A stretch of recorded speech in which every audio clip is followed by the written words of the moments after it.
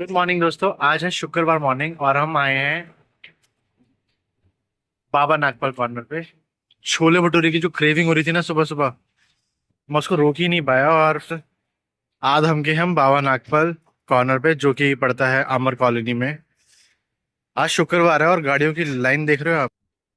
Similarly अभी गई है भाई। भीड़ तो इसके वजह से रुकती ही नहीं है। और जो छोले भटूरे हैं, मैं आपको दिखाता हूँ chole bhature. Oh my God! Wow!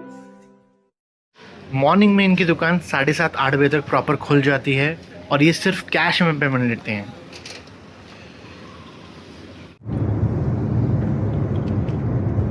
भाई छोले भटूरे खाने के बाद जो माइंड ट्रांस में है ना, आंखें बंद हो रही हैं और बस शरीर कह रहा है सो जा।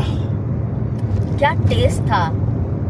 मैंने इतने टाइम के बाद इतने अच्छे छोले भटूरे खाए हैं ना, मैं खा ही नहीं पा रहा था। हेवी बिल्कुल नहीं है, खाने में बिल्कुल भी हेवी नहीं है, पर ओह माय गुडनेस, मुझे ऐसा लग रहा है बस बंदा सो जाए और गाड़ी घर पहुंचा दे।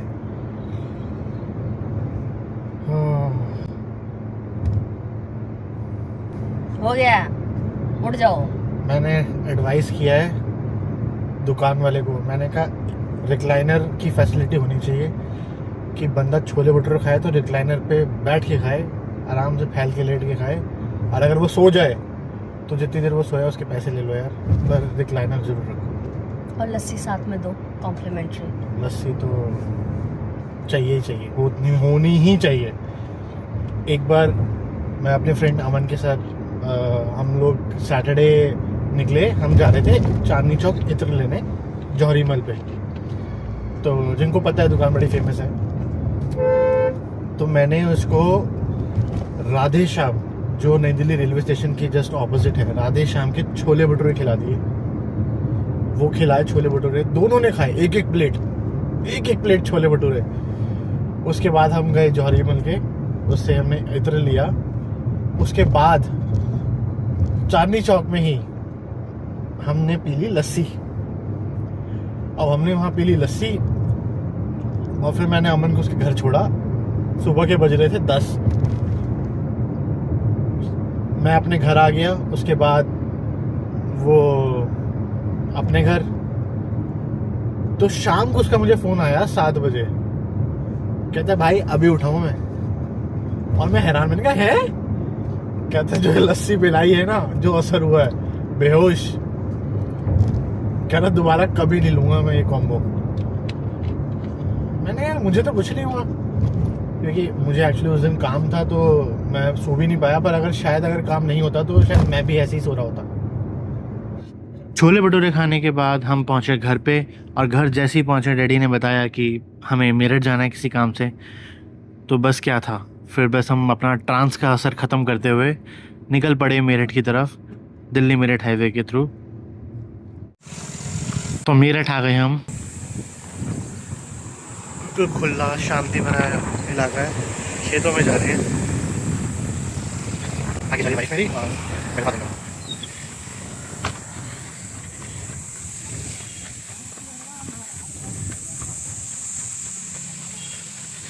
मेरठ में काम करने के बाद हम वापस अपने घर को चल दिए, और घर जाते थे रात हो गई थी। कल मैं जा रहा हूँ स्पेक्स बनवाने, कल मैं अपने स्पेक्स फाइनल कर दूंगा।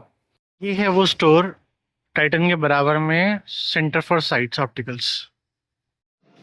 बहुत ज़्यादा वैरायटी थी इनके पास, और जैसे मैं चाह रहा था बड़े साइज़ के स्पेक्स, वैसे फ्रेम्स थे इनके पास और मुझे दिख रहे थे, और काफ़ी बजट में भी थे।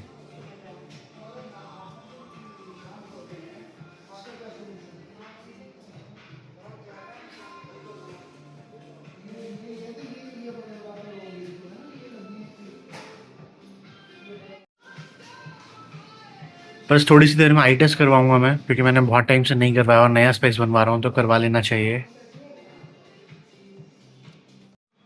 अब बारी थी स्पेक्स का फ्रेम चूज़ करने की। तो ये फ्रेम मुझे काफ़ी पसंद आया, थोड़ा यूनिक था और बड़ा था, मेरे फेस पे सूट भी कर रहा था। पर एक फ्रेम ये भी था जो क्लासिक था, मुझे बहुत प्यारा लगा था ये। इसका जो लाइट कलर था वो मैंने फाइनल कर दिया था। ये है मेरा 4600 वाला ग्रे कलर ट्रांजिशन, और भी कलर ट्रांजिशंस थे पर वो महंगे थे। ये सारी कलर्स हैं ट्रांजिशन में, मेरा ग्रे वाला रहा है। और साथ ही में मेरी जो कोटिंग रही है वो ये सारी कोटिंग रही है।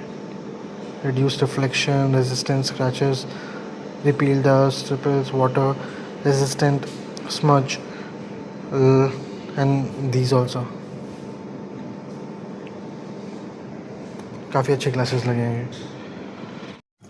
तो दोस्तों स्पेक्स तो मैंने बनवा लिया था, जैसे कि मैंने आपको दिखा दिया था कि मैंने सेंटर फॉर साइट्स करके एक स्टोर है, आरडीसी में है, और वैसे तो और काफ़ी जगह पे है, दिल्ली में है, दिल्ली एनसीआर में, पर मैंने आरडीसी वाले पे गया था क्योंकि मैं लास्ट टाइम टाइटन पे जब मैं गया था तो टाइटन के बगल में ही मेरे को ये स्टोर था। ये मुझे लास्ट टाइम नहीं दिखा था, इस बार मेरे को दिख गया, तो मैंने जाके वहाँ आई चेकअप कराया और फिर फ्रेम्स वगैरह सेलेक्ट किए और लेंसेज देखे। लेंसेज क्रिजाल के ही लगे हैं और मैंने फोटोक्रोमिक करवाया है उसको, तो उसकी कॉस्ट थोड़ी ज़्यादा ही है, but as compare to Titan और लेंसकार्ट काफ़ी ज़्यादा बजट पे हैं और क्वालिटी भी अच्छी होने वाली है उसकी। मैं आपको दिखाता हूँ, मैं रिसीव करने जा रहा हूँ उसको, तो मैं एक बार लेके आता हूँ और मैं आपको वेयर ऑन करके दिखाता हूँ कि कैसा लुक आता है और कैसा लगता है। Glasses for Kajal. Okay With transition glasses. Okay, Okay. Transition चला दो इसका। This is plain. ठीक है।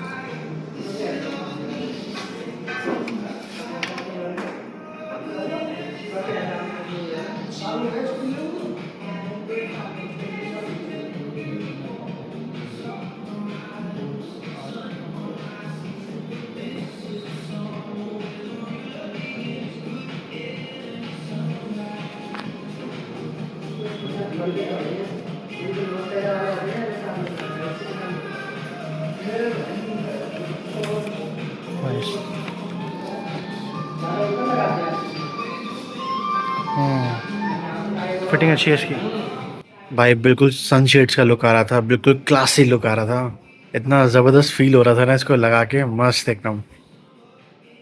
जैसे कि आपको दिख रहा है अभी कि जो ट्रांजिशन था वो धीरे धीरे नॉर्मल हो रहा है, पर हल्का हल्का अभी भी असर है। मेरी टोटल कॉस्ट थी इसको बनवाने की 5000 रुपीज़।